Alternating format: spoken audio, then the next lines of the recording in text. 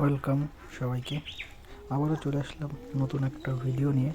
তো এই ভিডিওতে তোমাদেরকে দেখাবো মেয়ে মানে আমার মেয়ে, তাকে কীভাবে খাওয়াতে হয় দুপুরবেলায়।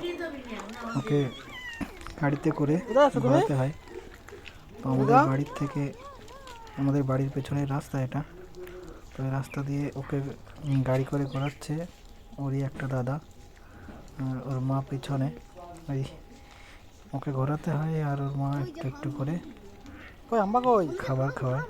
তো দুপুরে ওকে ভাত, মাছ, ডিম এগুলোই দেওয়া হয়, সঙ্গে গাজর আরও যেসব সবজি যেগুলো।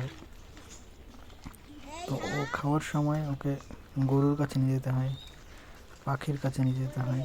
চলে এসছে আম্বা দেখতে। ও গরু দেখলে খুব খুশি হয় এবং গরু কীভাবে ডাকে সেটাও ও বলতে পারে। দেখো আমাদের বিড়াল এসছে। 1 বছর বয়স ওর। কত মানুষ লাগে খাওয়াতে? সাথে আমাদের বিড়াল আছে একজনটা খাওয়াতে 4 জন। এটাও চলে এসছে। আমরা যেখানে যাই সাথে সাথেই আসে। আয় আয়।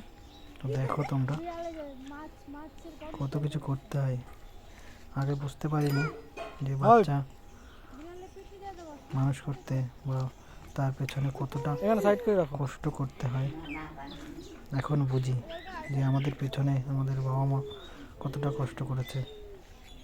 নামায় না নিচে পরে রাখো। তো আগে এতটা হয়তো আমরা দুষ্টু ছিলাম না। এখন কার বাচ্চারা যেরকম হয়ে গেছে ডিজিটাল সব। আমাদের খাইয়ে ঘুম পাড়িয়ে তো আমরা ঘুমিয়ে থাকতাম। এখন তো বাচ্চাদের ঘুম পাড়ানোই যায় না, ওদের নানান মোবাইল এটা সেটা। তবে এদিক দিয়ে ভালো যে আমার মেয়েকে মোবাইলের প্রতি কোনো ইন্টারেস্ট এখনও পর্যন্ত হয়নি। তো ওদের সঙ্গে যখন আমাদের সঙ্গে থাকে, মানে আমরা যখন একসঙ্গে থাকি তখন মোবাইল থেকে দূরেই থাকি, ওকে কখনো মোবাইলের সামনে আনি না। দেখো তোমরাও যারা নতুন বাবা হয়েছো, মা হয়েছো, যতটা সম্ভব মোবাইল থেকে দূরে রাখবে বাচ্চাদের।